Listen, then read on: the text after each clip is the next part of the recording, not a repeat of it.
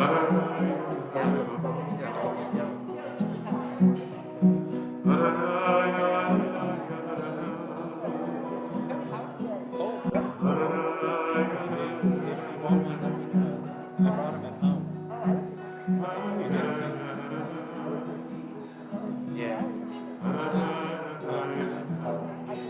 so sorry to interrupt. Can one of you please go over there and click got it? And the other one go over there and click got it.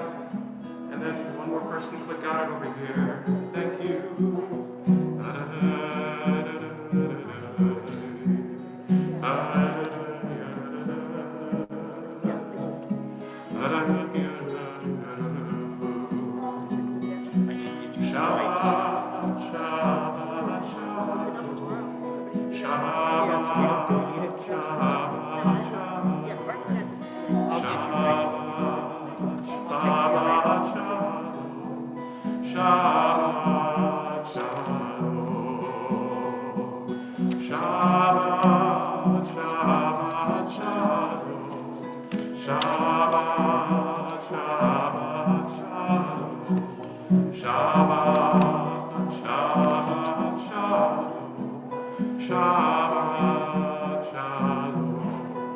Welcome everyone. We invite you to find a place to sit. You can spread out as much as you like in the sanctuary.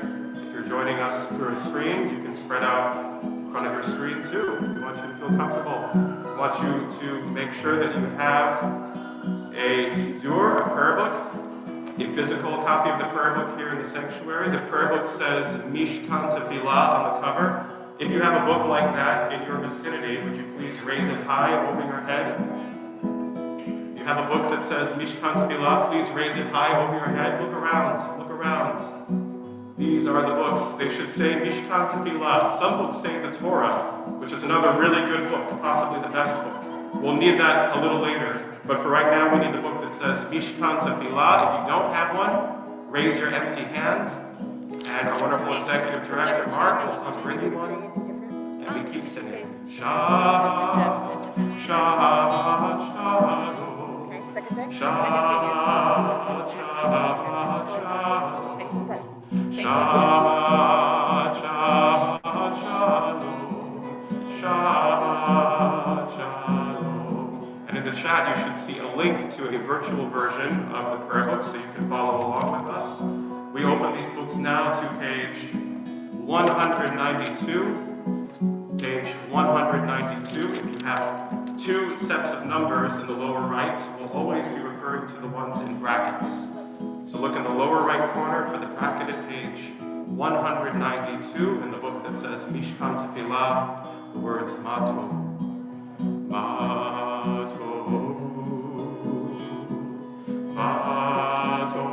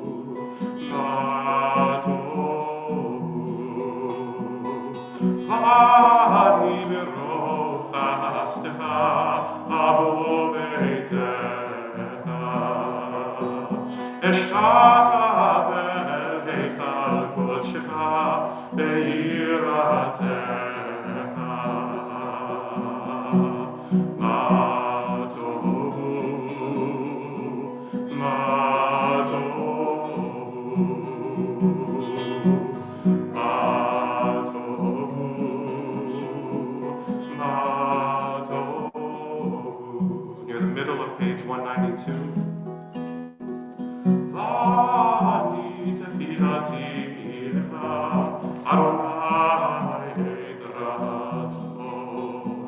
Elohim berov chasdecha, haneni emet yishecha.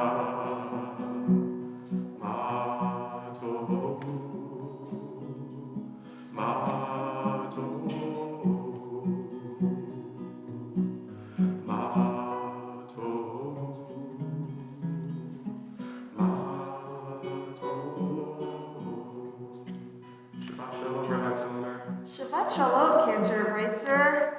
Wow, here we are again in another kind of version of this long, strange trip.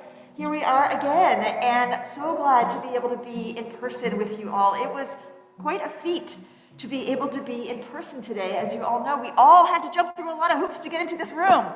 And I'm so glad that you are here so we can celebrate in person with each other, celebrate Shabbat, celebrate 2 young people becoming B'nai Mitzvah. And for those who are on Zoom, we are so glad you're with us too, because we feel your presence. In fact, we put back up, this is a little bit like it feels like a step backward in terms of pandemic departure, but we put back up the screens in our sanctuary so we can actually see you, Zoomers. The people in the room can see you. You're on gallery view, all of you, we're on gallery view, we can see you. And we are glad you're here with us because we know that this moment is another strange moment in these couple of years where we are all having to make decisions about how to be safe, and we're so glad you're with us in whatever way that you can be with us this morning.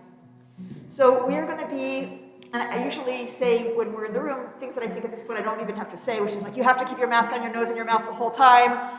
Stay away from other people, basically. Keep some distance. We're going to try to be as safe as we can be. And if anybody's feeling unsafe at any time, my gosh, there's a giant balcony up there. I see some people making use of it. There's lots of space in the back. Give yourself whatever space you need to feel safe while we're here together. There's lots of good air in this space. But so we're going to be following along in Mishkan Tefillah, which is our prayer book. You'll find, if you're on the Zoom, there's a link there. You can open it up and follow with us. If you're in the room, we're going to be calling page numbers. If you have 2 page numbers at the bottom of your page, you're looking at the one in blue brackets. We're going to be praying in the Hebrew almost entirely, and so you can find transliteration right next to it if you need help following along with the Hebrew, and the translation's right below if you want to see what the words mean. On the left page, generally what we're finding there is creative interpretations of the prayers, poetry, trying to help you find your way in to this experience.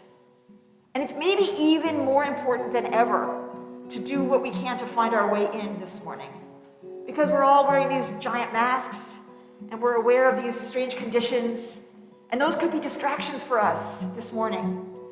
And we want to try to get undistracted.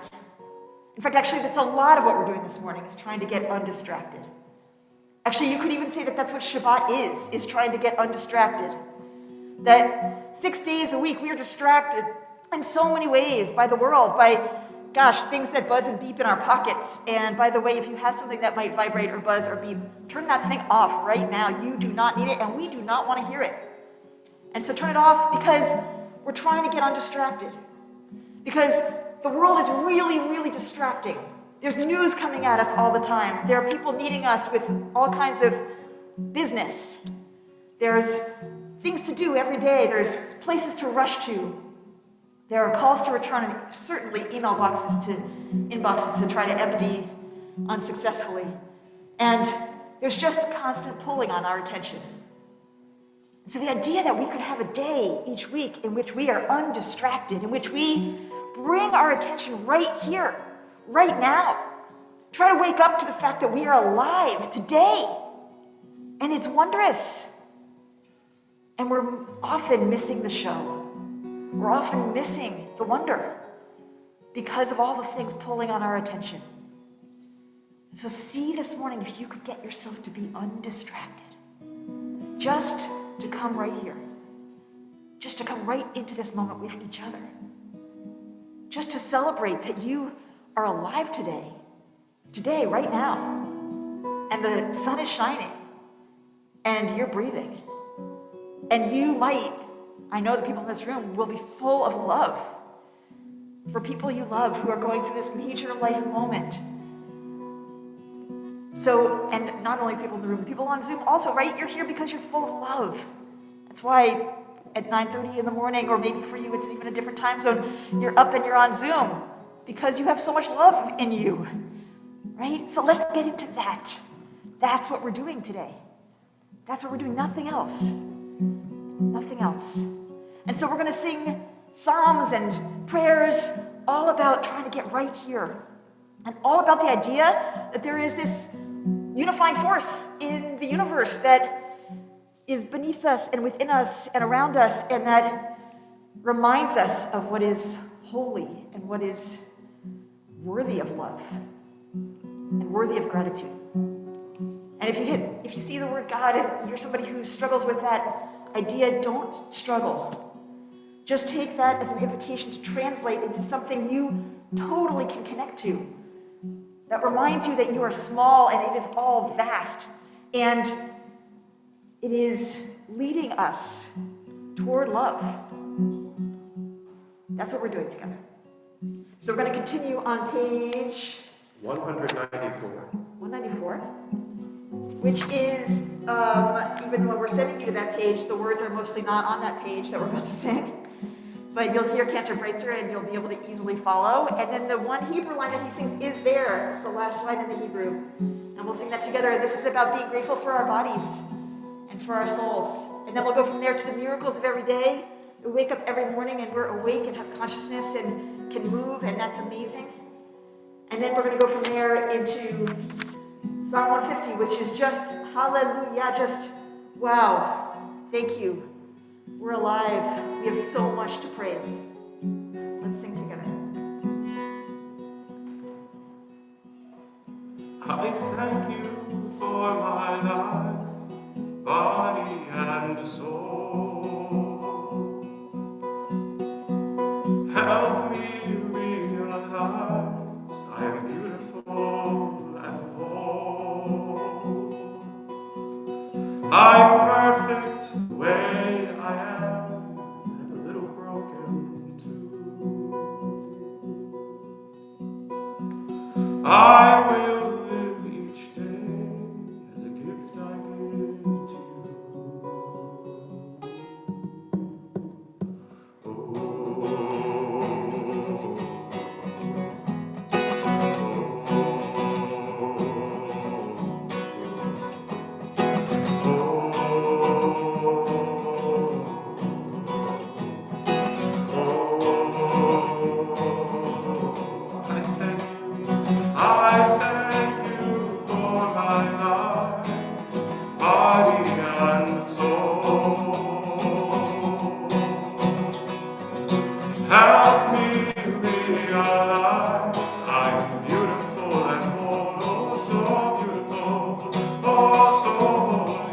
I'm perfect the way I am, and a little broken too.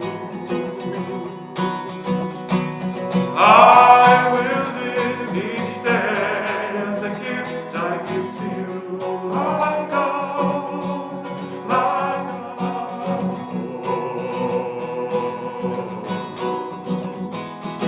Oh, sing it a bit higher.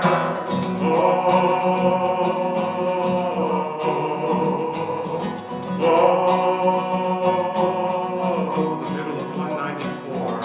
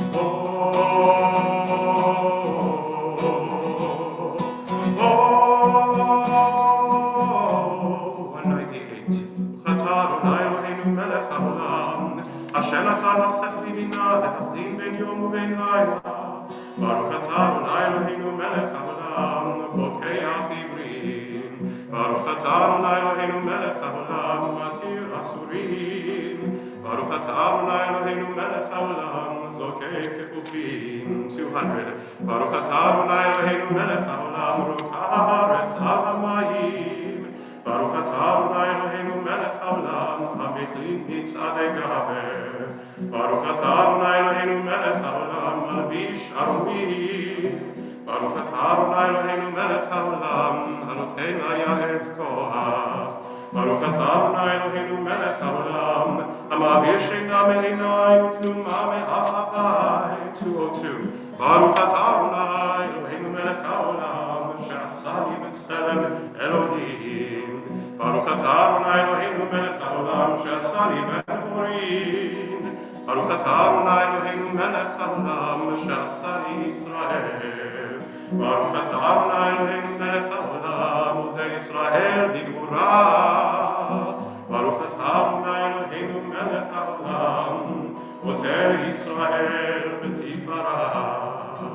Now, if it's possible, let's get a bit more comfortable. Can you spread out a bit more? Relax. Loosen. You can tap your foot if you want. Or cross your legs the other way. 218. Hallelujah. Hallelujah.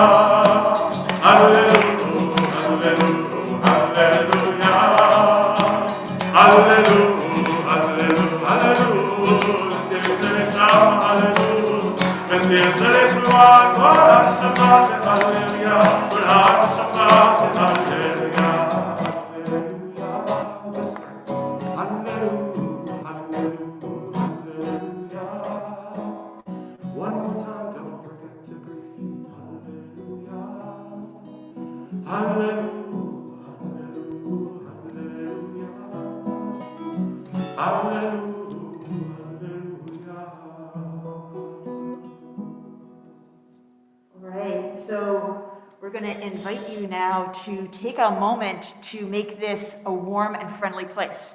Now there are limitations on that, unfortunately, this morning. So what we're going to ask you to do is kind of turn, instead of going near each other, to turn toward each other, look around, see who's here, get up out of your seats, and actually greet each other, nod to each other, wave to each other, see each other, see who's here. And if you're on Zoom, are we taking a moment? Take a moment. You're going to be invited into a breakout room for 1 minute, and turn on your camera, greet each other, wish each other a Shabbat Shalom.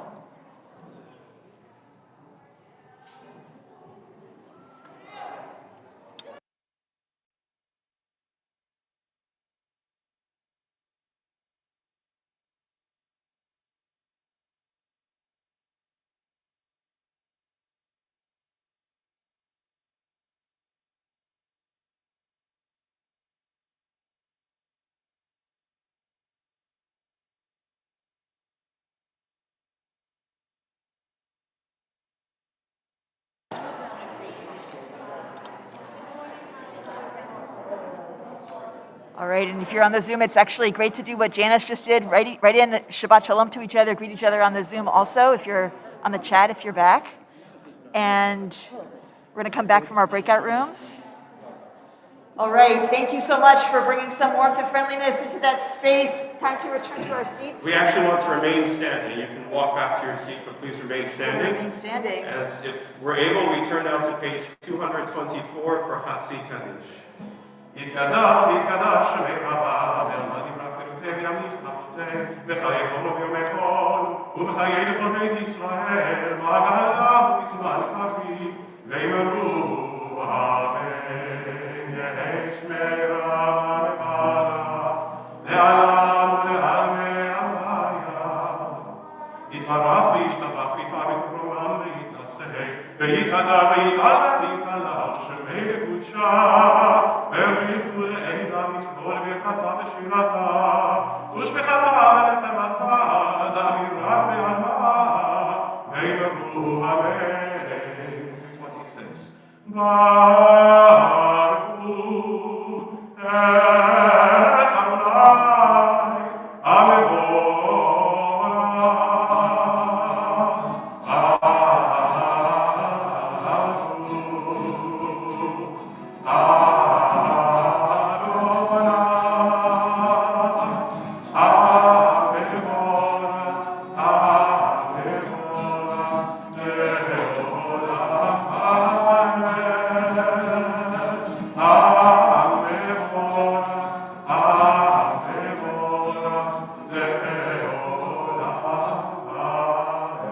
Please be seated. 228.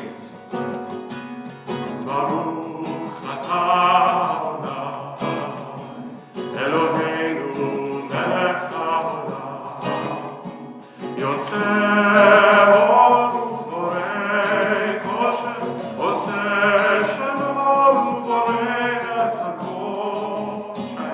Baruch atah Adonai, Eloheinu melech haolam, yotzeh or uborei kosher, oseh shalom uborei et hakol. One more time. Baruch atah Adonai, Eloheinu melech haolam, yotzeh or uborei kosher, oseh shalom uborei et hakol. Please join me in the middle of page 229 in the English. You are praised, who rolls out the rough, raw clay of the universe into delicate vessels of light. And from nothing at all, we could perceive in a world that has turned old, a shimmering new creation right before our eyes made this moment just for us. How much of life reveals your presence? How much Torah unfolds from each new flower, from each new wave that breaks upon the sea? You are praised, who forms from the clay that cloaks our lives the delicate vessels which contain our light. Baruch atah Adonai, Yotzer HaMeorot.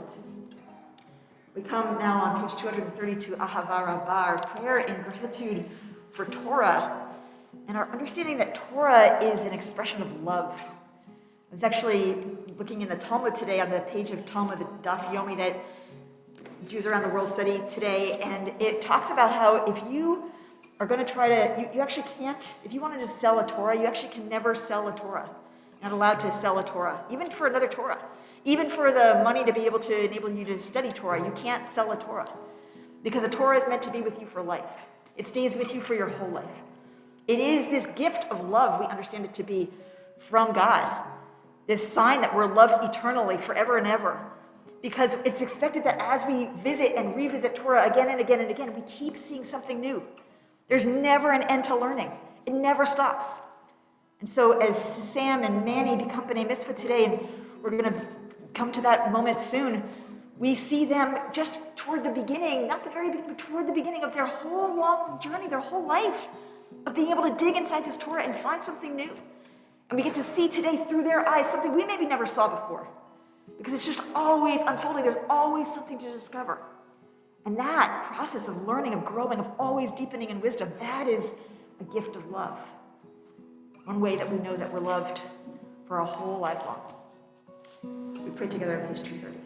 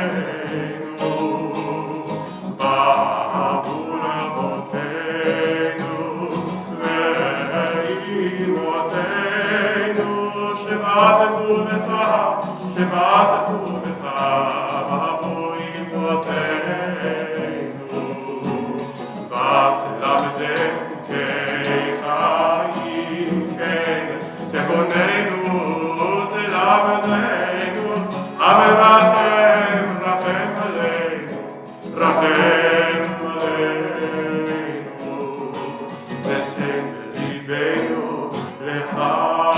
להבין ולהזכיר, לשמוע, ללמוד וללמד, לשמור ולעשות ולקיים את כל דברי תורתך ואהבנו בתורתך ודבק ליבנו במצוותיך ויקל לבבנו ויחפה ויראה את שמך ולא נבוש ולא ניגלה ולא ניגשם לעולם ועד כי בשם קודשך הגדול והנורא בטחנו נגילה ונשמחה בישועתך. Near the bottom of 230. ואבינו לשלום מארבע כנפות הארץ ותוליכנו קוממיות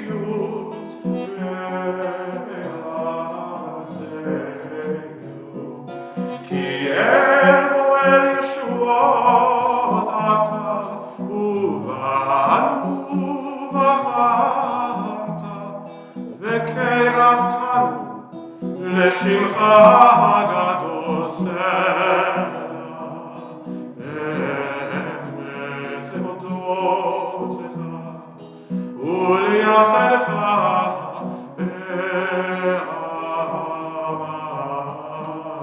ברוך אתה הבוחר בעמו ישראל באהבה. שמע ישראל אדוני אלוהינו אדוני אחד. 232. שמע ישראל אדוני אלוהינו אדוני אחד. שמע ישראל אדוני אלוהינו אדוני אחד. שמע ישראל אדוני אלוהינו אדוני אחד.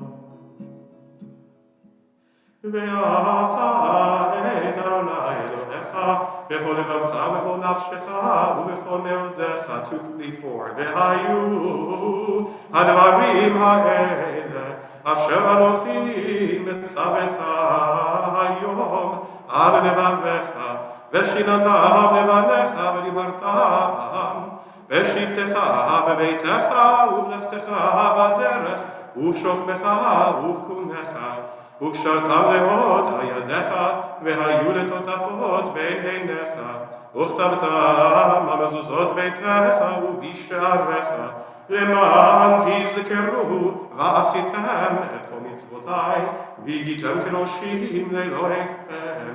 אני אדוני אלוהיכם אשר הוצאתי אתכם מארץ מצרים להיות לכם אלוהים. אני אדוני אלוהיכם, אדוני אלוהיכם, אמת. Page 240. כמוך באלים אדוני, כמוך נדר בקודש, נורא זהינו עושה בלת בירה.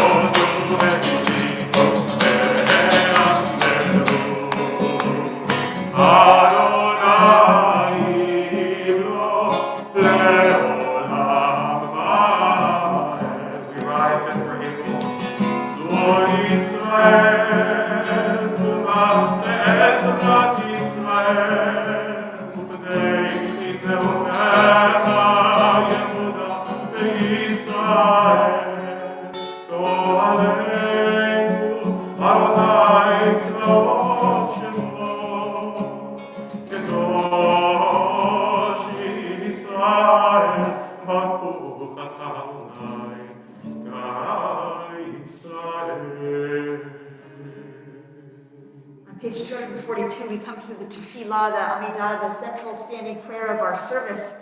We start by asking God to help us find words, our own words, in addition to the words that are on the page.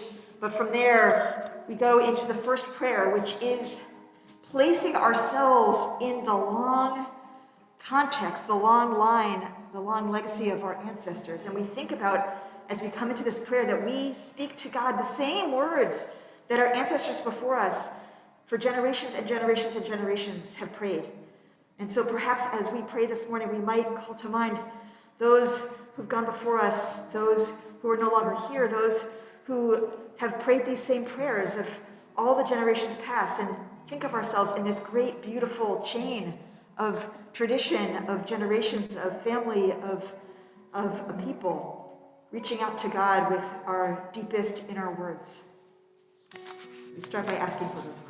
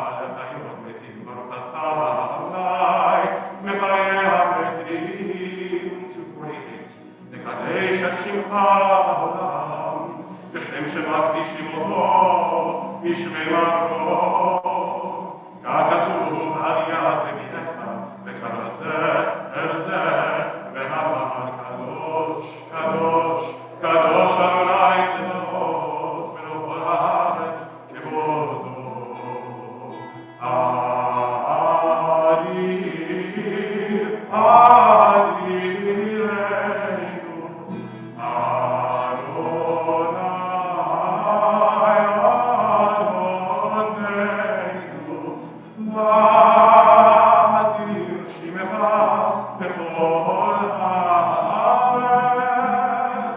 Baruch Kevod Adonai, Vivetomo, Echad Hu, Eloheinu, Hu Avinu, Malkeinu, Hu Moshienu, Hu Yashmienu, V'rachamav Lekeimotai, Ani Adonai,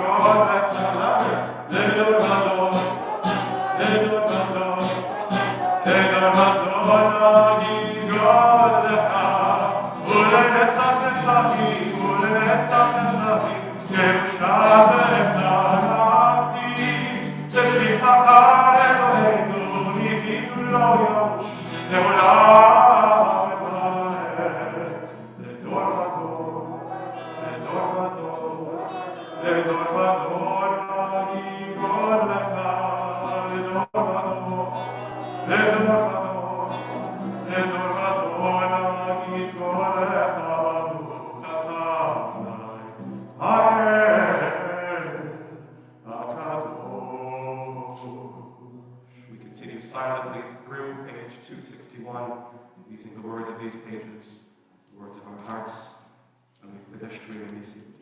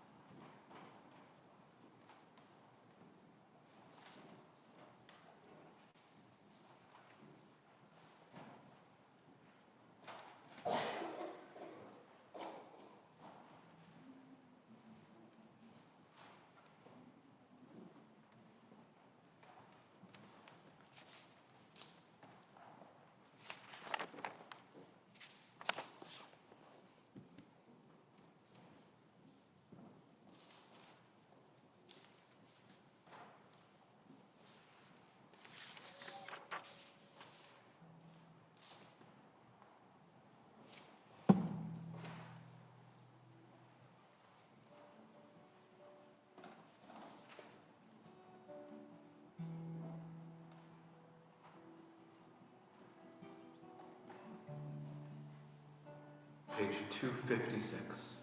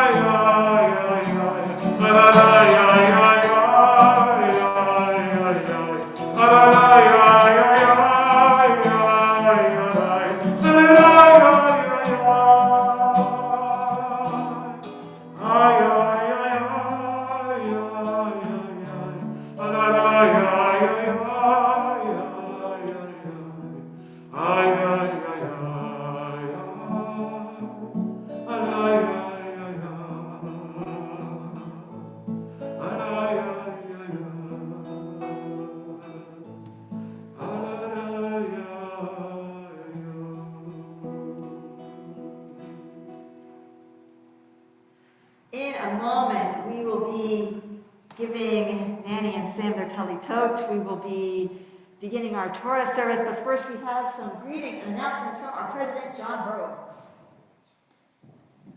Good morning. Shabbat Shalom, everybody. Shabbat Shalom. On behalf of the Board of Trustees, I want to welcome you all here in person this morning. In addition, I want to welcome you all who are joining us virtually. I certainly want to say Mazel Tov to Sam and Manny and your families. Certainly, I don't think this is exactly how we envisioned it. As recently as probably 3 weeks ago, but nonetheless, I'm so glad that we all at least can be in person and you all can be with some of your friends and family to celebrate this morning. And Sam and Manny, I'm really excited to both listen and learn from both of you. As always, I want to thank our leaders this morning. I want to thank Rabbi Timoner and Cantor Breitzer for leading us in person. I want to thank our Executive Director, Mark Flaxer, and Karen Gerwin, who are supporting us here in person. Our virtual usher, Ben Kern, as well. And I want to just thank our entire CBE staff for everything they do for us every day. We have just a couple of announcements. Next Friday night at 6:30 for our Kabbalat Shabbat service, we're going to welcome a special guest, Reverend Robert Waterman of Antioch Baptist Church. For those of you who are following along with CBE, this is part of an ongoing initiative that we're doing with Antioch Baptist Church. So I'd certainly encourage you all to attend next Friday night. In addition, Monday, January 17th at 7:30 on Zoom, you can join Rabbi Matt Green and some special guests for Mixed Up, a Tu B'Shvat Seder, with fruits and nuts. It's a lighthearted and entertaining evening intended just for adults. To RSVP and get the Zoom link, you can check the chat, which I guess Ben is putting that in. You can check our CBE weekly advisory or the website calendar to get the link. As always, for more information on this and anything else going on CBE, please feel free to go to our website, cbebk.org, or check out the weekly advisory. Shabbat Shalom. Thank you so much, John. A couple of things I want to elaborate on the things that John said. So this next weekend is Martin Luther King weekend, and we've been planning this like giant, amazing extravaganza of our partnership with Antioch Baptist Church. They were going to come here on Friday. We were going to go there on Sunday morning. We were going to celebrate together, and you can understand why that's not happening. But it is still going to happen in late February, the last weekend of February. It's going to happen, and that is not only Black History Month, but also it is the 20th anniversary of Reverend Waterman's time at Antioch Baptist, and he wanted us to be there to celebrate that weekend with him, which is just a beautiful honor as we grow and deepen that relationship. And then the other thing just to say is like the Seder, the Tu B'Shvat Seder, fruits and nuts, you know, like it's Tu B'Shvat, so we celebrate fruits and nuts, but also fruits and nuts, like, anyway, it's supposed to be funny. So thank you for laughing. Just, Lynn, I count on you for that kind of thing. Okay, so we are ready for our Torah service. And before we do that, we're going to give talitot to our B'nai Mitzvah. And I love it because every time I say anything related to the Bar Mitzvah, Sam's like, yes, yes. So that's awesome. No lack of enthusiasm over there. So, okay, we're going to invite Manny's parents, Sanji and Perry Solomon, and Sam's sibling, B. Adelson, to come up. And as they're coming up to offer these talitot, I need to just tell you a fun fact, which is that Sam's father, David, and Manny's father, Perry, went to high school together. They were in the same class at Stuyvesant, and just by chance ended up sharing this day together with their children. So how cool is that? Okay, Sam and Manny come on up, and they're going to receive talitot. A talit is a prayer shawl that Jews wear when we pray, particularly in the mornings, and on the corners are these tzitzit. They're fringes, and they are tied and wrapped and knotted in a very specific way that reminds us of our relationship with God and our relationship with Torah and our way of life as Jews. And part of what's happening is they place these on their shoulders this morning. Sam and Manny are kind of taking on the way of life of Jewish people, indicating that today is a culmination of so much effort and study and learning and preparation, but also just the beginning of the rest of their lives living as Jews. So you're going to come, so you can be seen in the Zoom. Come, and you're going to receive the talitot from your parents, and then I'll put the mic between you and you'll say the blessing. So I guess you have to turn around to get it from your parents. Go ahead, Manny, turn around a little bit. Okay? Okay, how are we going to be loud? Okay. Nice and, well, actually, if you could both turn, take it in your hands. Take it, give it to them. Okay. Give it to them. Yes. Turn around so they can hear you on the Zoom. And say the blessing. Baruch atah Adonai Eloheinu melech haolam asher kilishanu b'mitzvotav v'tzivanu lahitatef batzitzi. Amen. Amen.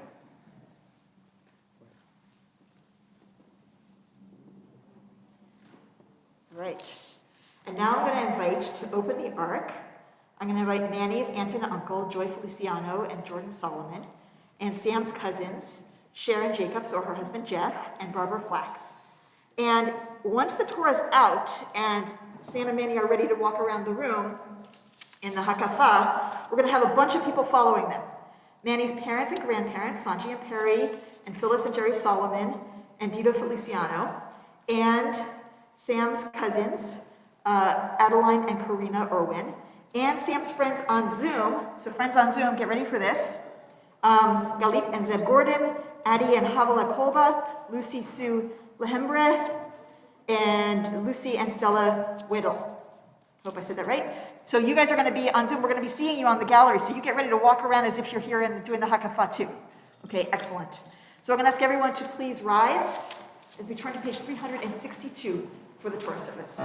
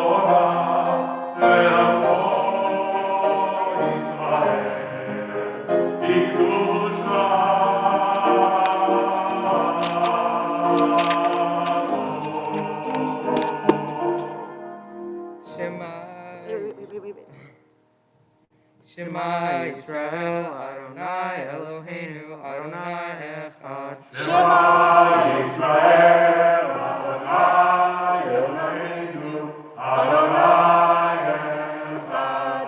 Echad Eloheinu, Gadol Adonenu, Kadosh Shema. Echad Eloheinu, Gadol Adonai, Kadosh Shema. Gadol Adonai, Unerom Hashem Oya.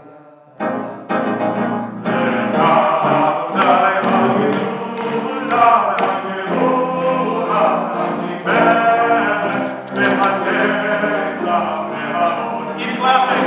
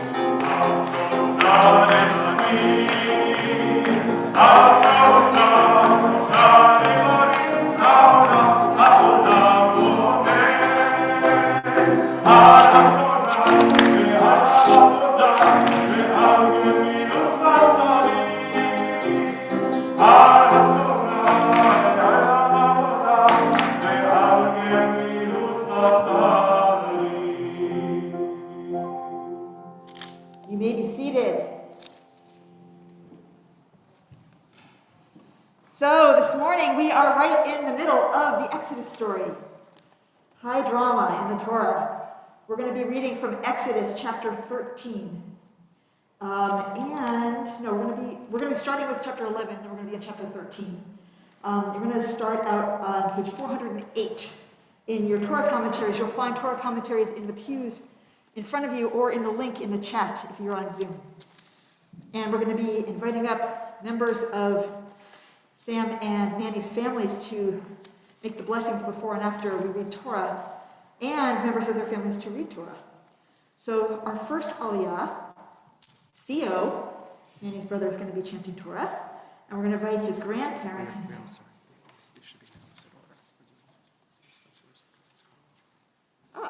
Okay. I have things backwards on my page. Sorry. Okay. Flipping it around. We are starting, not there, we're starting with Sam's father, Rabbi David Edelson, chanting Torah. And we're going to invite up Sam's grandfather, sibling, and aunts for the aliyah. And I just want to make a note that Sam's grandfather, Jim, is on Zoom. Hi, Jim. We're going to try to spotlight you. There you are. We're so glad to see you.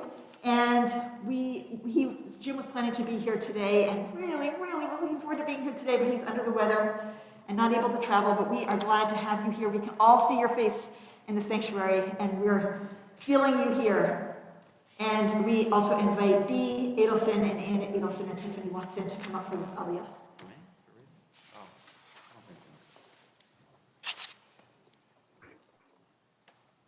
Come around this side.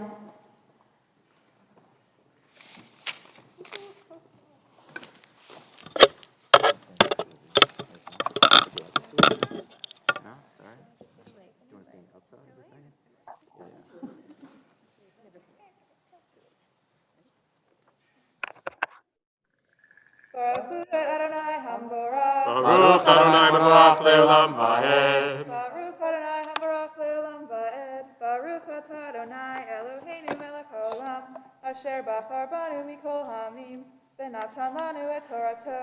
Baruch Atah Adonai Noten HaTorah. Amen.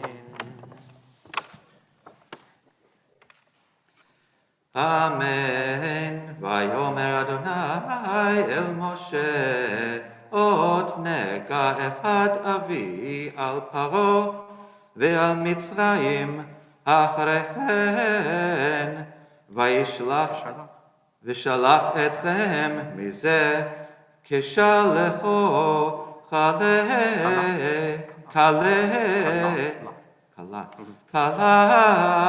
garesh. יגרש אתכם מזה, דבר נא באוזני העם, וישאלו איש מאת רעהו, ואישה מאת רעותה, כלי כסף וכלי זהב. ויתן אדוני את חן העם בעיני מצרים, גם האיש משה גדול מאוד בארץ מצרים, בעיני עבדי פרעה ובעיני העם.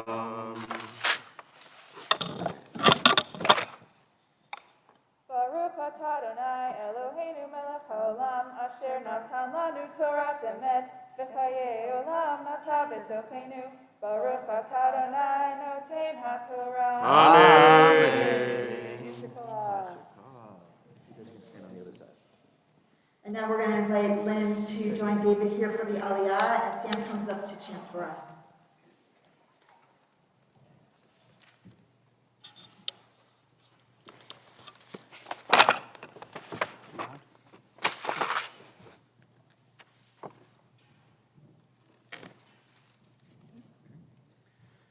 Baruch hu et Adonai HaMevorach. Baruch Adonai Mevorach Le'olam Va'ed. Baruch Adonai HaMevorach Le'olam Va'ed. Baruch atah Adonai Eloheinu melech haolam, asher bachar banu mikol ha'amim, v'natan lanu et torato. Baruch atah Adonai noten haTorah. Amen. Vayomer Moshe kol amar Adonai, kachatzot halayla ani yotzeh betoch Mitzrayim, umed kol bechor be'eretz Mitzrayim mi bechor paro hayoshev al kiso ad bechor hashivcha asher achar harechaim vechor bechor behema. והייתה צעקה גדולה בכל ארץ מצרים, אשר כמוהו לא נהייתה, וכמוהו לא תוסיף.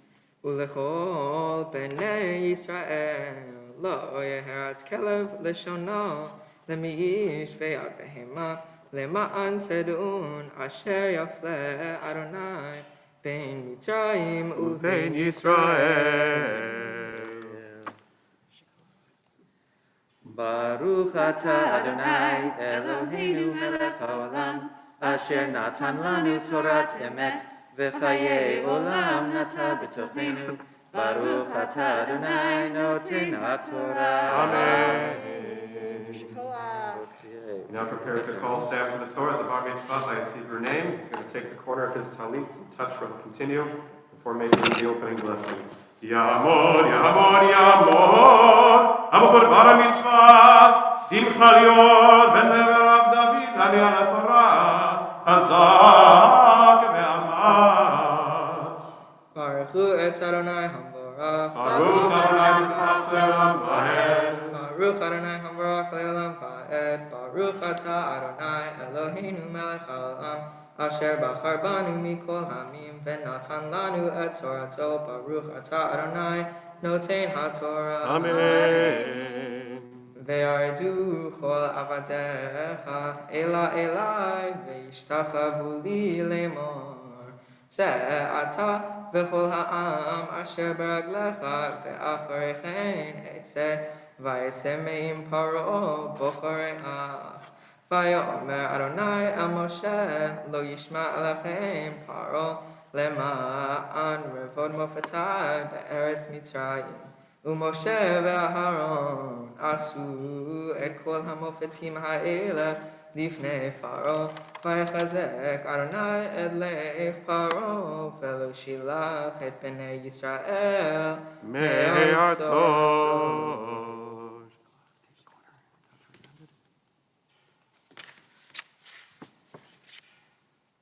Baruch atah Adonai Eloheinu melech haolam asher natan lanu Torah emet v'chayei olam nata b'dochenu Baruch atah Adonai noten haTorah. Amen. Yeshua. And when someone does something that we're proud of in a synagogue, we say Yeshua. Yeshua.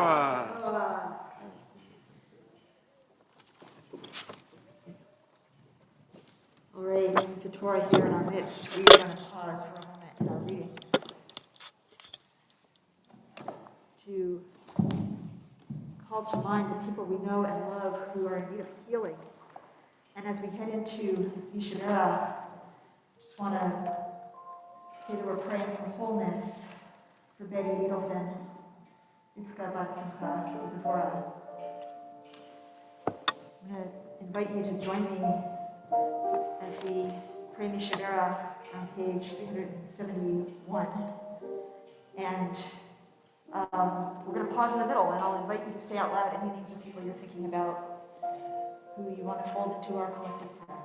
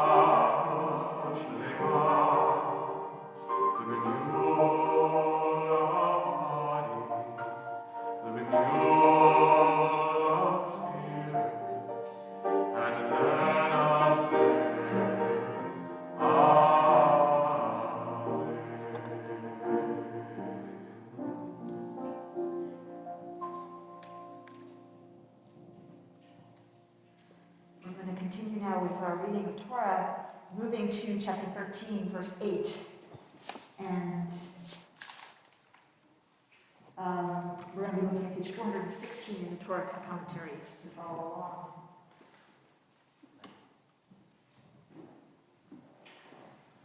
And we're going to invite up members of Manny's family now to read Torah and also Torah lessons. And so we're going to now invite his brother Theo to come and chant Torah, and his grandparents and his brother for the Aliyah. Manny's brother, so Theo, is going to both make the Aliyah and chant Torah. So we're going to invite Phyllis and Jerry Solomon and Tito Feliciano to come forward for for the blessing and Theo to offer the blessing and chant some verses of Torah.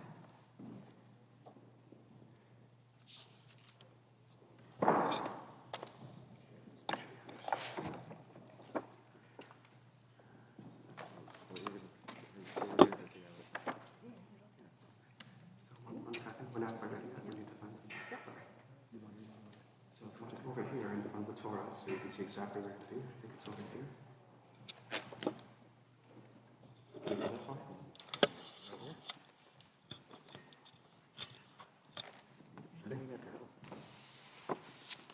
Baruch Hu et Adonai HaMevorach. Baruch Adonai Mevorach Leolam Vaed. Baruch Adonai HaMevorach Leolam Vaed. Baruch atah Adonai Eloheinu melech haolam. Asher bacha banu mikol ha'amim v'natan lanu et Torato. Baruch atah Adonai noten haTorah. Amen.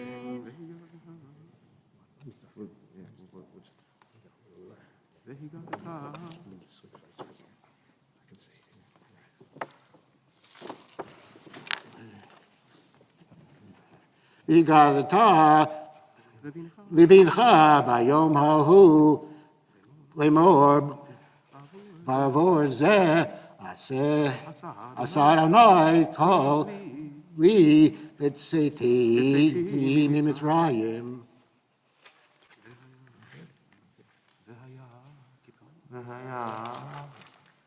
V'haya lecha le'od. V'haya, right over here.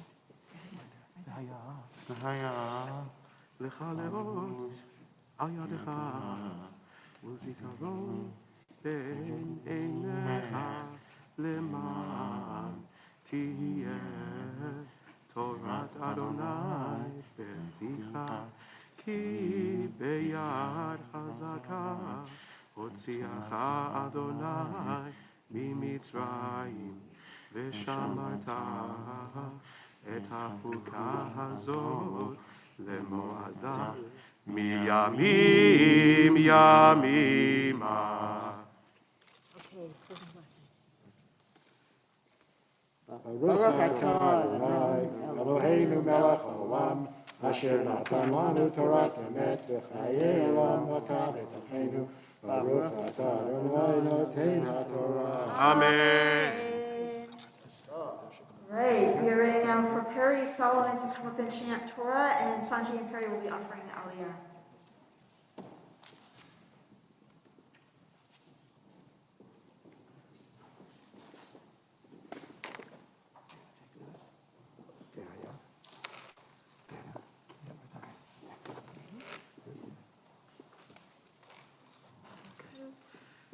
Baruch Hu et Adonai HaMevorach. Baruch Adonai Mevorach Leolam Vaed.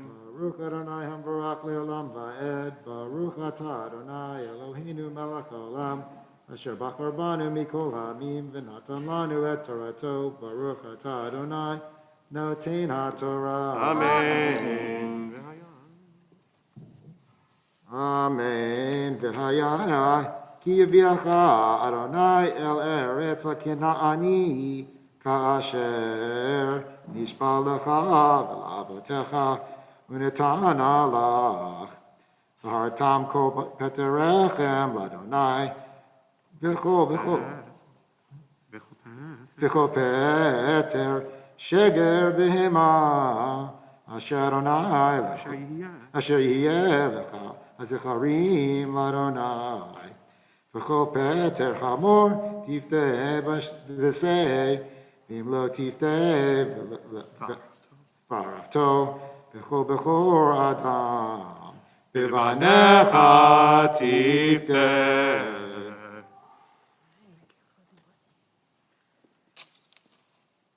ברוך אתה אדוני, אלוהינו מלך העולם, אשר נתן לנו תורת אמת, וחיי עולם נטע בתוכנו.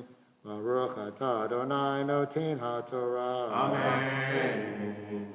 We now call forward Manny as the bar mitzvah by his Hebrew name. Yamod, Yamod, Yamod. Abuchot bar mitzvah Chaim. Ben peretz besamir aliyah laTorah. Chazak ve'amatz.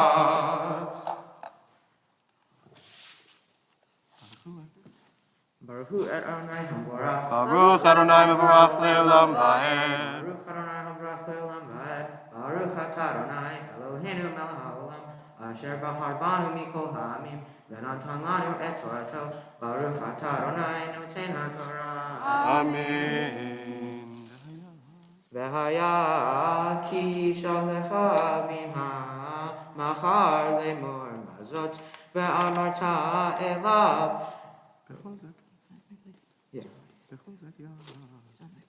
Zechozek yad, hotzianu Adonai, mimitzrayim, mibeit avadim.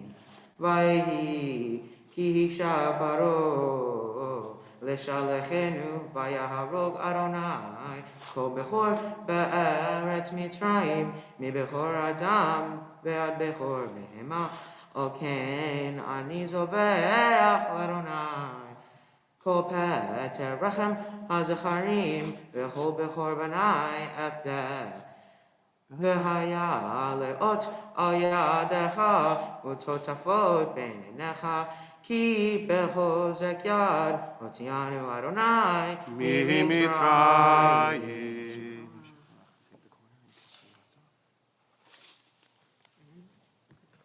Baruch atah Adonai Eloheinu melech haolam Asher natan lanu Torah emet v'chei olam nachbatuchim Baruch atah Adonai noten ha'Torah. Amen. Say Yeshua.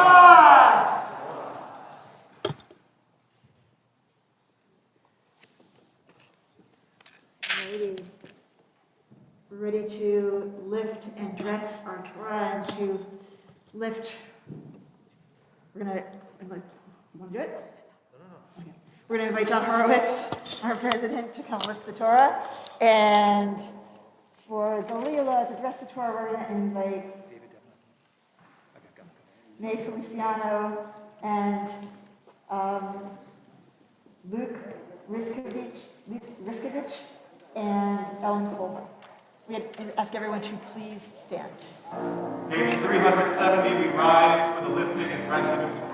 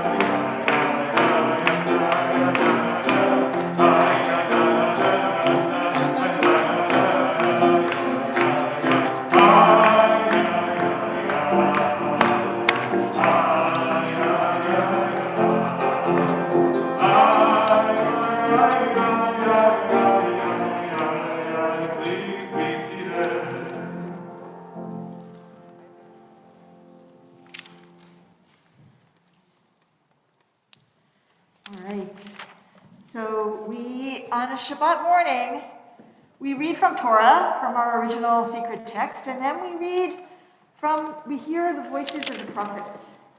We hear the readings of the prophets, and this morning we're hearing from Prophet Jeremiah. We're going to hear look at chapter 46. We're going to chapter 46, starting at verse 13, page 427 in your Torah commentary.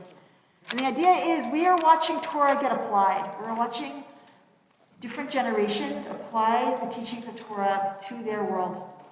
And so we are just read from Exodus. We're going to hear Jeremiah, and then we're going to hear our Darshanim. We're going to hear our teachers today apply Torah to our time.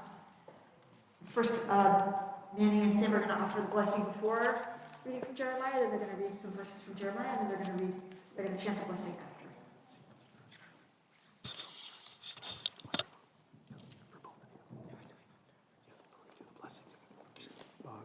One, two. Baruch atah Adonai Eloheinu melech haolam asher bachar b'nviim tovim v'atza v'divreihem hane'emarim ve'emet. Baruch atah Adonai habocher b'torah u'Moshe avdo u'Yisrael amo u'nviviei ha'emet v'tzedek.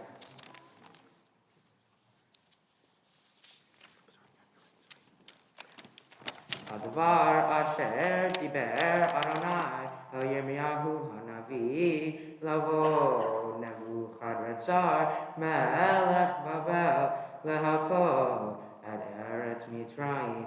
הגידו במצרים והשמיעו במגדול והשמיעו בנוף ובתחתן העץ אמרו התייסף והכן לך כי החל הערב סביבך.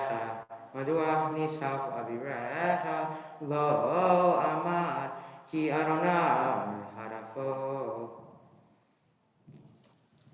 אמר אדוני צבאות אלוהי ישראל הנני פוקד אל עמון מינו ועל פרעה ועל מצרים ועל אלוהיה ועל מלוכיה ועל פרעה ועל חבורכים בו ונתתים ביד מבקשי נפשם וביד נבוכדנצר מלך בבל וביד עבדיו ואחרי כן תשכון כימי קדם נאום אדוני ואתה אל תירא אל תהיה יעקב ואל תחת ישראל כי הנני מושיעך מרחוק ואת זרעך מארץ שמיים ושע יעקב ושקד ושע ימן ואין מחריד ואתה אל תירא אהבתי יעקב נאום אדוני כי אתה אני כי אעשך בכל הגויים אשר ירחתיך שם ועודך לא אעשך לה ויסרתיך למשפט ונקה לא אנקך. ברוך אתה אדוני אלוהינו מלך העולם צור כל העולמים צדיק בכל הדורות האל הנאמן האומר ועושה המדבר ומקיים שכל דבריו אמת וצדק על התורה ועל העבודה ועל הנביאים ועל יום השבת הזה שנתת לנו אדוני אלוהינו לקדושה ולמנחה לכבוד ולתפארת על הכל אדוני אלוהינו אנחנו מודים לך ומברכים אותך יתברך שמך בפי כל חי תמיד לעולם ועד ברוך אתה אדוני מקדש השבת.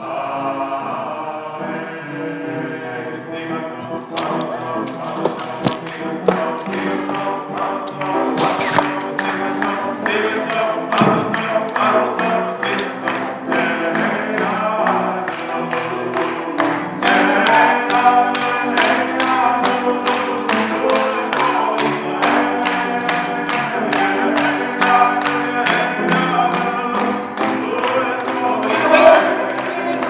the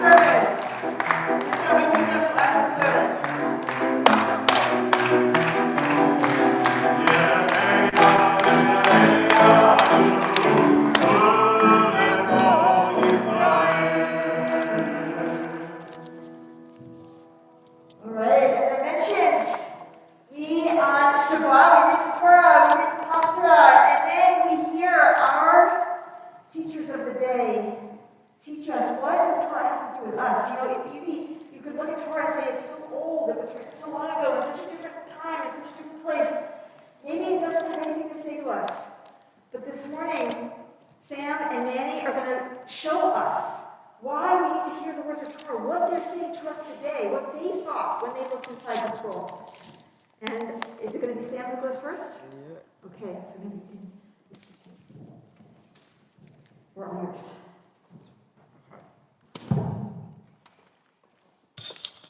Shabbat Bo, which we just heard, tells the story of the 10 plagues. You may think you know all of this stuff from the Seder or the Prince of Egypt, but it's actually a lot different. When we get to the 10th plague, it explains, "Thus says Adonai, toward midnight I will go forth among the Egyptians, and every firstborn in the land of Egypt shall die, from the firstborn of Pharaoh who sits on his throne to the firstborn of the slave girl who is behind the millstones, and all of the firstborn cattle." This was a little extreme for me. Did it have to be? I'm all for Jew rights and yay Israelis, but something about this seemed a bit off. Did it have to be this extreme? Why couldn't God have done something similar without actually murdering all of the innocent kids? According to Genesis Rabbah, a commentary written about 1700 years ago, the part where it says all the firstborn of beasts will be killed was because the Egyptians worshipped animals as gods. This surprised me because I was confused as to why God is hurting the animals who had nothing to do with this form of worship. It's clearly not the cow's fault. Another issue I had with this is that God is being all selective about how people should worship. This seems pretty selfish because weren't you just the ones saying people should worship you, and now you're going to hurt other people who don't worship you? I also want to know, is God actually responsible for their deaths?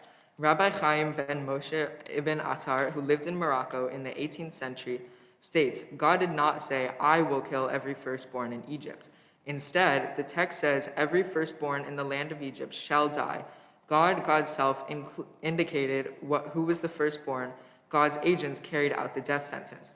Personally, I don't buy God's excuses.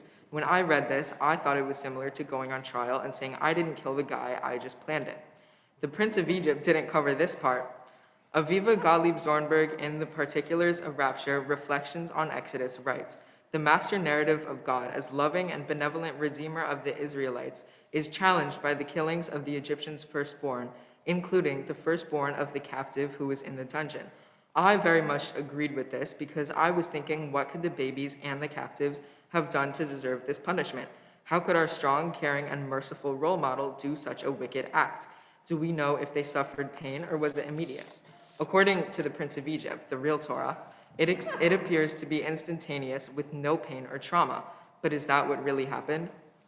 Another thing I wondered was whether Moses actually agreed with this plan to kill the firstborn. Anna Urowitz-Frudenstein explains that Pesikta Derav Kahana, a collection of midrashim from around the 5th century, imagines that Moses prayed for his adoptive mother, whose name was thought to be Bithia. Bithia was in danger because since she was a firstborn Egyptian, she was going to be killed. Personally, I think that Moses making an exception to this plan really just shows how flawed it is. Just like Moses is concerned about his mom, surely everyone who is a firstborn Egyptian has family who would want to make an exception for their loved one. I could imagine everyone saying, "My son or my mom deserves to live." Everyone would have been thinking that, but they don't have a voice like Moses did. Suzanne Singer in the Torah, a women's commentary, gives my last point I would like to introduce. She asks, did Israelites hear the cry of the Egyptians? Did it remind them of their own cry, which brought God's attention to their plight? In other words, she asks if the newly liberated Israelites even cared that their freedom came at the cost of the Egyptians' pain. Even if it seems like it was such a long time ago, we can still learn from this. For example, if you get an amazing grade on a test, which is something I've never experienced, we congratulate ourselves rather than focusing on one of our friends who maybe didn't do as well. Or an example, in my life, I'm applying to high schools now. If you get good news, even though it's great to be excited about getting into your school, you could also focus on your friends or even folks who aren't your friends who didn't get the news they wanted to hear. Who should remember that even though it was a happy ending for our people, it's not a happy ending for everyone, and we should do our best to focus on others who didn't get that happy ending. Shabbat Shalom.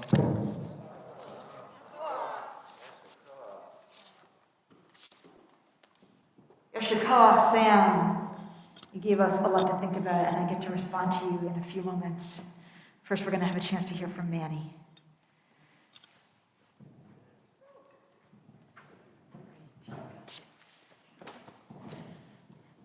The National Oceanic and Atmospheric Administration declared July 2021 the world's hottest month in 142 years of records. We all know that climate change is a huge problem around the world and affects everyone. You might even say it's a modern-day plague. And if we don't do anything about it, one might ask, don't you yet know that the earth is lost?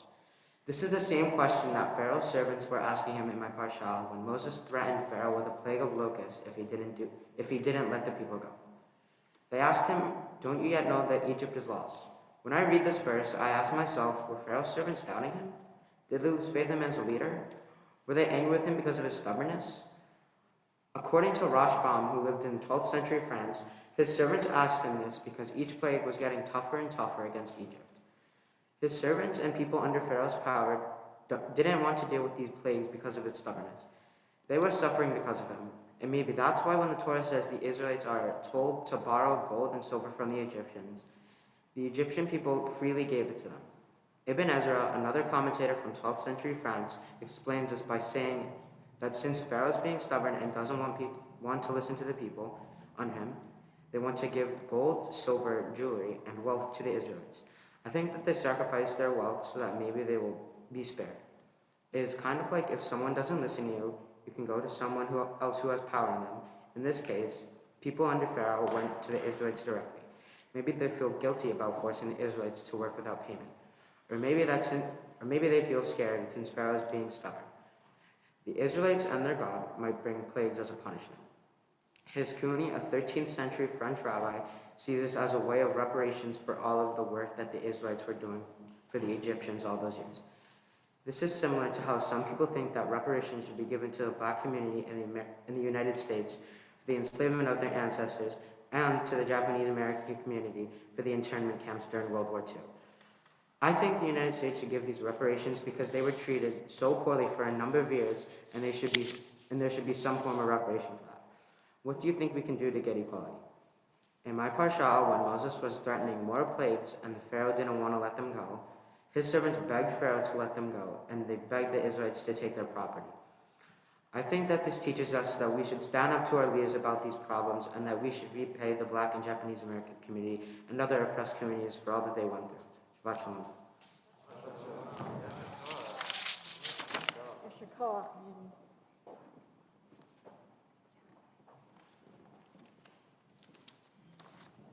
Yasher koach, Manny.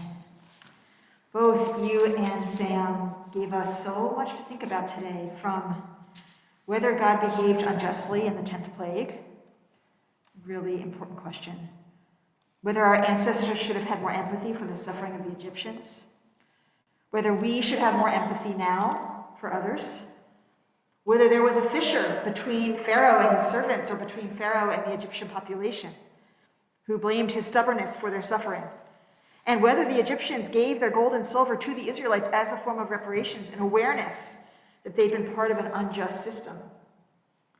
You're both grappling with this parsha, which is a scene of death and destruction and doom, right alongside a scene of light and freedom and new beginning.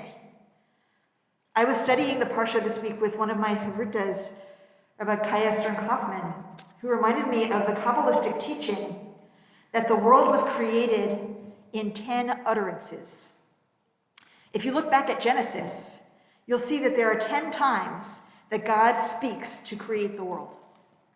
These 10 speech acts become, for the Kabbalists, the 10 sefirot, the 10 energy spheres which represent God's presence, make up God's presence. And then here this week, we have the 10 plagues.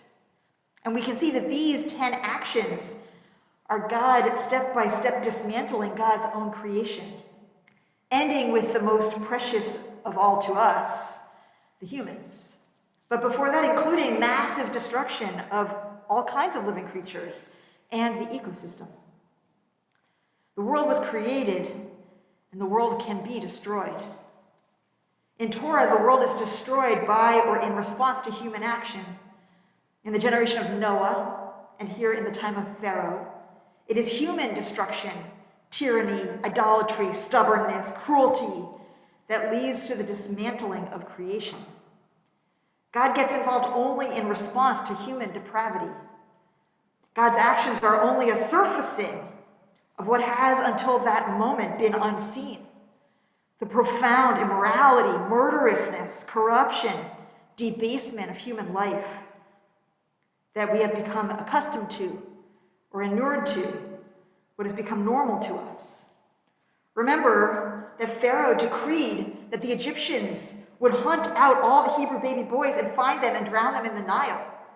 That's how this story began.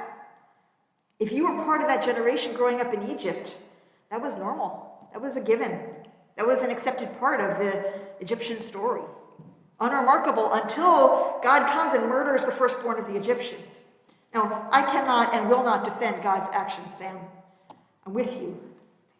But if we see that moment less as an isolated act and more as a surfacing of what was already true, that human life had become dispensable in that society, that the lives of some were seen and valued while the lives of others were not counted, that slaves were dying every day without any reckoning, that creation was being dismantled through acts of destruction, through the denial of the spark of life in other creatures and other humans, through a widespread numbing, apathy, acceptance, a spiral of doom, then it looks really different. We see again and again in this story that God's audience is not primarily Pharaoh, but the Egyptian people, as well as the Israelite people. God is trying to get them to see what they've been a part of, blindly, willingly a part of. An empire of doom. And to show that there is another way, that there is a unifying force of justice and peace, a force of life, if only they will choose it. The point is that creation, including those aspects of it that are most precious to us, can be undone. We can undo creation. We can be part of the process of undoing, pulled along in the great sweep and flow of destruction, the destruction of life, the destruction of order, the destruction of what is holy and good and precious and irreplaceable. But that is not the end of the story. In order to stop the spiral of doom, the people have to wake up. They have to take part in acts of reparation. They have to take part in acts of healing and acts of recreation. The Israelites, we see in this very part of the story, have changed during these plagues, these 10 acts of destruction. So have the Egyptians. At first, when Moses, last Parsha, or two maybe ago, when Moses comes to them, I think last Parsha, the Hebrews can't even hear him. They can't even listen because their spirits are so crushed by bondage. When Pharaoh increases the harshness of their labor in response to Moses, they turn against Moses. They don't want to be freed anymore. But now, after the 9th plague, they're told of an elaborate and risky ritual that they have to perform themselves. They have to kill a lamb and put its blood on the doorposts and roast it over fire and gird their loins and put their staff in their hands and eat the lamb. Now, to understand the stakes of what they were being asked to do, you have to know something important. The lamb was an Egyptian deity. So they had to kill an Egyptian god and then eat it. And every household had to advertise that they did that publicly and put the blood of the god on their door. If there ever was an act of revolution, an act of faith, this would be it. Because if God didn't come through for them that night, surely they would all be dead at the hands of the Egyptians. But the Egyptians had also changed by this point. As you taught us, Manny, they willingly give their gold and their silver to their former slaves. And in this act, they seem to be waking up. At the very beginning of your Devar Torah, Manny, you compared the plea of Pharaoh's servants, "Do you not know that Egypt is lost?" to something we might say to corporations and world governments today. Do you not know that the earth is lost? Or something we could say to Congress this week of January 6th. Do you not know that America is lost if we don't immediately eliminate the filibuster and guarantee voting rights? These kinds of questions, these signs of recognition, these moments of truth, of awakening, they're sparks of light in the midst of destruction and doom. But they're just the beginning of what's necessary. Next, the people have to take action toward their own freedom with the Pesach sacrifice and toward reparations with silver and gold. And still that's not enough. because they need a new way of life. They need a new covenant, a vision, a plan for how to live differently, for how to live in a way that honors life. They don't know how. So that becomes another 10 speech acts, the 10 commandments, which they're going to get very soon. 10 statements created the world, 10 plagues destroyed it, and 10 commandments put it back together, showing how human beings can live in the world in a way that honors life. So, as you pointed out, we live in a moment that feels kind of like Shabbat Bo. Disease, storms, fire, flood, there's destruction everywhere we look. It often can feel doomed. What we learn from our Parsha is that a time of destruction can also be a time of awakening, can also be a time of awareness. And awareness can lead to responsibility for freedom and responsibility for reparation. Once we take responsibility, we, like our ancestors, need a new covenant, a new framework for government, for civic life, for education, for work and the economy, for how we care for one another with housing and healthcare and mental health care and food and childcare and disabled and elder care. And last but not at all least, for our whole way of life as part of the living system of the earth. I would not want to live in the time of Shabbat Bo, in the midst of all those plagues, to witness all of that death and destruction. I also would want to live in the time of Shabbat Bo, because it was the time when everybody changed, when everybody woke up, when freedom was born, when a new future became possible. We live in a time of plagues.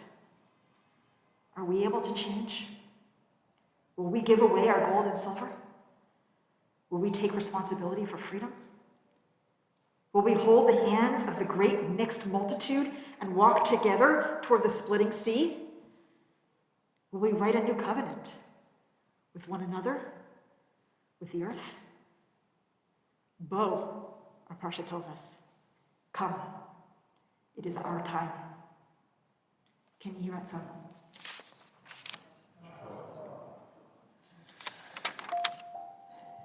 It is time for me to be able to give a special blessing to Sam and to Manny up at the Ark as we return the Torah.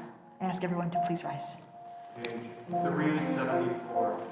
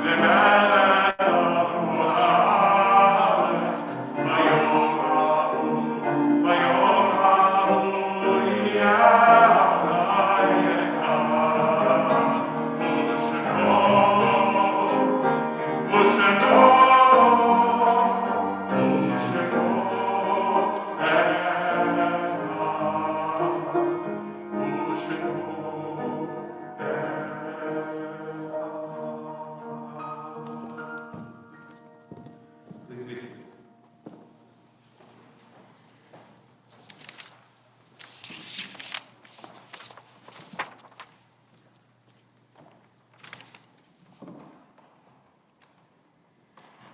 We always conclude our time together by bringing close to our hearts, to our minds, to our awareness, the people we love, whom we've lost, who we miss.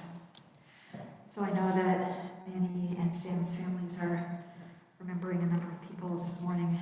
Manny's family are remembering his grandmother, Dr. Leonor Feliciano, and his great-grandparents, Adele Plovnik, Jack Katz, Eleanor Solomon, Jack Plovnik, Herman Solomon, Dr. Jaime Feliciano, Dr. Estela Feliciano, Antonio Feliciano, and Lourdes Testa Feliciano. And Sam's family are remembering his grandmother, Florence Wachowski Harris. And if you are in Shiva, this is the first week for you since the death of someone you love. I invite you, whether you're on Zoom or here in the room, to say that person's name, to rise, say that person's name, or to write that person's name. So we remember them. And if you are in Shloshim in the first 30 days since the death of someone you love, I invite you to rise and say their name or write their name. And if you're in Shana in the first year since the death of someone you love, I invite you to rise and say their name or write their name.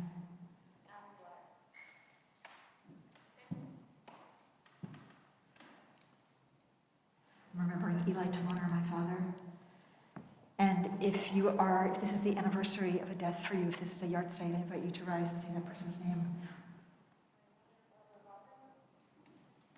May I ask everyone in the congregation to rise in company with the mourners in our midst. We, as a community, remember Rosalie Lovett, our member and wife of Bruce Lovett and mother of Sam and Sarah, whose funeral is tomorrow at 9:45 at Mount Carmel Cemetery. We remember these recent losses of our congregational community. Michael Sabin, father of Jessica Corner, father-in-law of Ari Corner, grandfather of Stella, Maxton, and Milo. Joel Kilson, father of John Kilson, father-in-law of Becca Felsenthal, grandfather of Isaac and Judah. Paul Michael Davidson, father of Karen Schlossberg, grandfather of Harry and Jonathan Schlossberg. Ruth Hayden Miles, mother of Barbara Halper and mother-in-law of Jan Halper.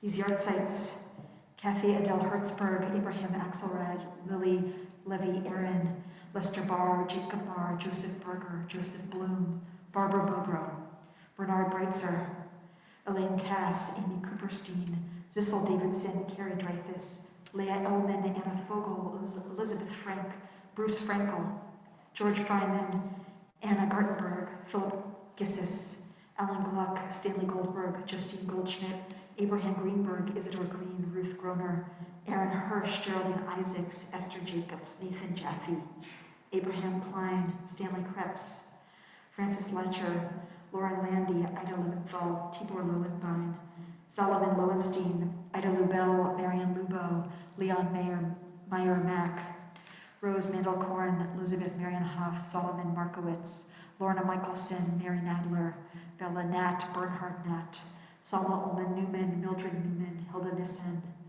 Harold Paradis, Sally Pasternak, Elijah Perlberg, Alexander Rimolowski, Herman Ross, Rose Roth, Lester Sachs, Michael Saltzer, Phyllis Sanderson, Rose Greenberg Schreiber, Arthur Schaefer, Louis Shapiro, Regina Siegel, Sidney Silverman, Ronald Simon, Mark Scaler, Tana Solomon, Joseph Spencer, Henrietta Spiro, Meyer Wexler, Richard Zimmerman, Rose Zimmerman, Sophie Zimmerman, Alex Zupnik. Holding them all together, Zichronam Livracha, may their memories be an everlasting blessing as we turn to the words of Mourner's Kaddish on page 598.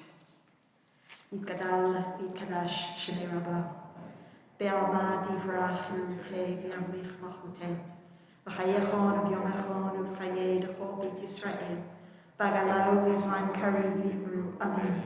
Yehei Shmei Rabbah Barach le'elam u'lamei almayam, Yitbarach v'yishtabach v'yitpa'ar v'yitramam v'yitnaseh, v'yithadar v'yit'aleh v'yithalal Shmei t'kudisha b'richu, le'ela minkol birchata v'shirata, tush b'chata v'nechemata, Damiran Belma Vibru, Amen.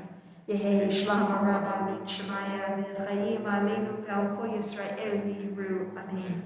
Oseh Shalom Ramav, Huyaseh Shalom Aleinu Vel Kol Yisrael Vel Kol Yishvit Vibru, Amen. May the one who makes peace make peace for all who mourn. And we say together, Amen. This week we also mark the 11th yard site, Debbie Friedman, the great singer, songwriter, composer, educator, and teacher, light of Jewish music for the last 50, 60 years. His legacy continues to endure despite this setting of Oseh Shalom. Oseh Shalom.